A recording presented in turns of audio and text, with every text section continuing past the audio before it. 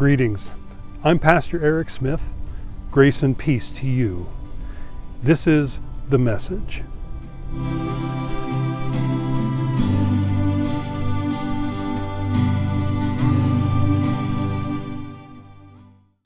The people who walked in darkness have seen a great light. Those who lived in a land of deep darkness, on them light has shined. For a child has been born for us, a son given to us. Authority rests upon his shoulders, and he is named Wonderful Counselor, Mighty God, Everlasting Father, Prince of Peace. His authority shall grow continually, and there shall be endless peace for the throne of David and his kingdom.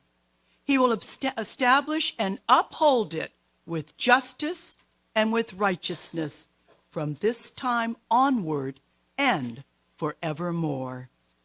The zeal of the Lord of hosts will do this. Christmas is a family time.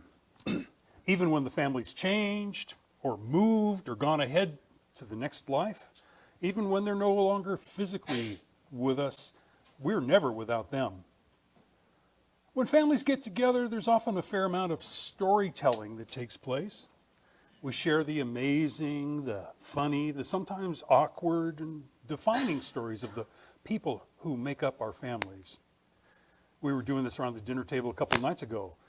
One of our favorites is about our youngest, Lindsay. When she was 8 years old, we took a driving trip across country, stopped in Salina, Kansas at a Holiday Inn there, They had a big breakfast for everybody, so we came down and ordered breakfast, and Lindsay had pancakes, of course. Big stack of pancakes, big dollop of whipped butter right on top of the pancakes like that.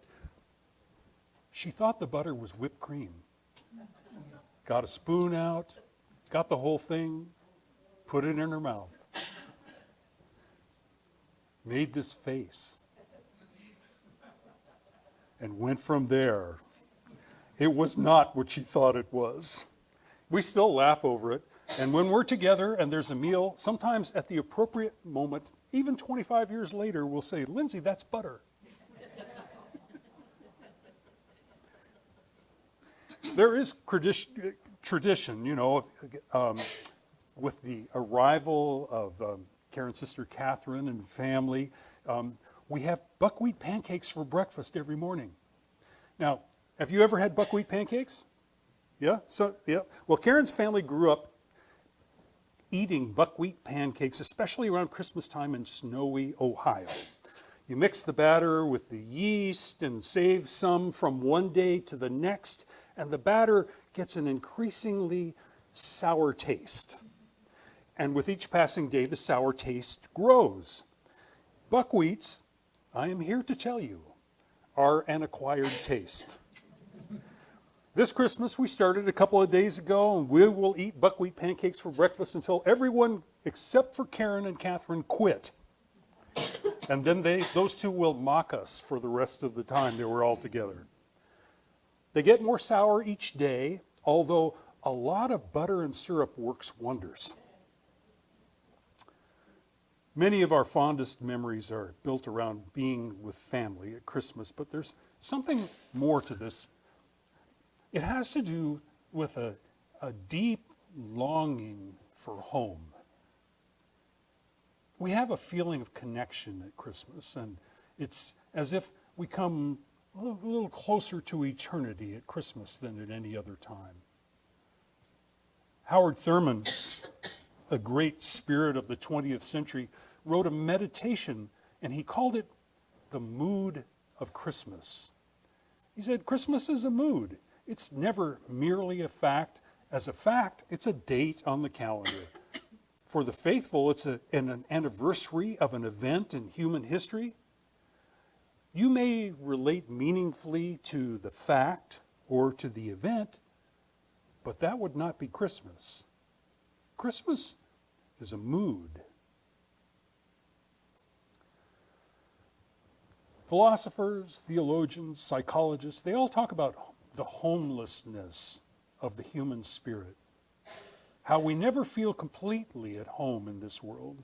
There's always a longing, a yearning for something more, for something beyond, for a life we suspect but can't quite touch. Centuries ago, St. Augustine wrote, "Our hearts are restless until they find their rest in thee." This shared sense haunts poets and musicians, actors and artists, sensitive souls who express the longings of the human spirit.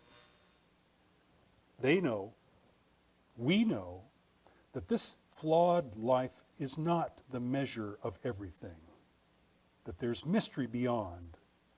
It's elusive, but it's beyond our experience. It lures, it invites, it teases, sometimes torments until we depart from this life and for the next. But faith brings us spiritual ease. The Christmas story is the story of God's love for us from beyond. It's good news. It's the cosmic story of our finding home. That's what the excitement is about. Through that baby born in Bethlehem, God touches us and assures us that there's more to life than what we know right now. Something is present that is greater than what all of our experience of life has been. A spirit of love that reaches you, embraces you, and speaks to the deepest longings of your heart.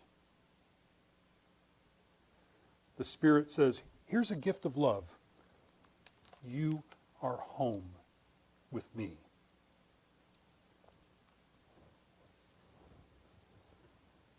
In 1994, 2 Americans were invited by the Russian Department of Education to teach morals and ethics based on biblical principles. They were invited to teach at prisons, businesses, fire and police departments, and a large orphanage. In the orphanage, there were about 100 children who had been abandoned or abused and left in the care of a government-run program, and the workers told this story. It was the holiday season, and time for our orphans to hear for the first time the traditional story of Christmas. We told them about Mary and Joseph arriving in Bethlehem, finding no room in the inn. The couple went to a stable where the baby Jesus was born and placed in a manger. The children and the staff listened in amazement as the story was told. Some sat on the edges of their stools trying to grasp every word. When we finished the story, we gave the children 3 small pieces of cardboard to make a little manger. There's no colored paper available in the city. Each child was given a small paper square cut from napkins. Following instructions, the children tore the paper into strips and laid them in the manger for straw. Small squares of flannel cut from a worn-out nightgown were used for a baby's blanket. A doll-like baby was cut from tan-colored felt. The orphans were busy assembling their mangers, and as I walked among them to see if they needed any help. Well, all went well until I got to one table where a little boy named Misha sat. He was about 6 years old. He'd finished his project. I looked at the little boy's manger, and I was startled to see not one, but 2 babies in the manger. Well, I called for the translator to ask the lad, why were there 2 babies in the manger? Crossing his arms in front of him and looking at his manger scene, Misha began to repeat the Christmas story very seriously. For such a young one who had only heard it once, he told it well, until he came to the part where Mary put the baby Jesus in the manger. Then Misha added his own ending to the story. He said, when Mary laid the baby in the manger, Jesus looked at me and asked me if I had a place to stay. I told him I have no mama and I have no papa, so I don't have any place to stay. Well, then Jesus told me I could stay with him. But I told him I couldn't because I didn't have a gift to give him like everybody else did. But I wanted to stay with Jesus so much. So I thought about what I had that maybe I could use for a gift. I thought, maybe if I kept him warm, that would be a good gift. So I asked Jesus, if I keep you warm, will that be a good enough gift? And Jesus told me, if you keep me warm, that will be the best gift anybody ever gave me.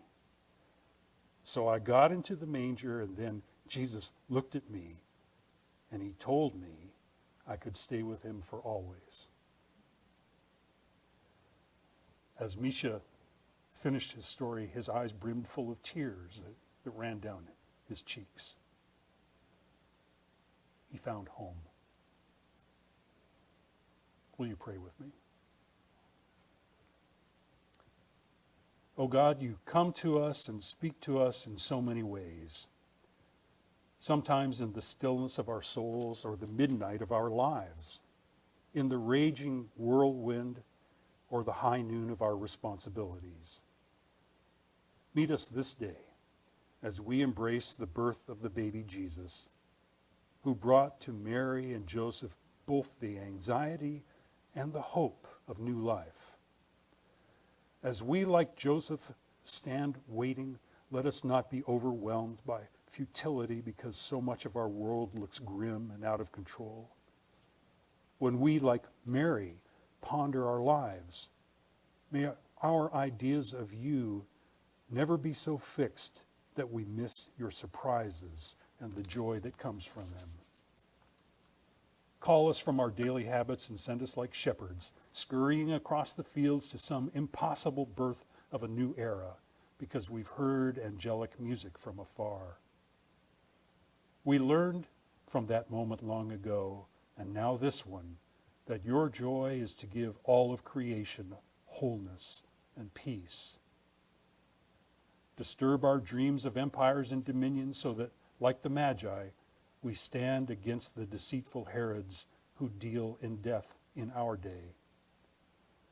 Turn us into faithful dreamers who do not seek to return to a past that is no longer, but as those who journey toward your promised land, however your calling may lead. As you came to those on that first Christmas, we now embrace your presence in the babe of Bethlehem. Be known to us throughout this special season and through your presence in our lives. Such good news. This is our prayer. Amen.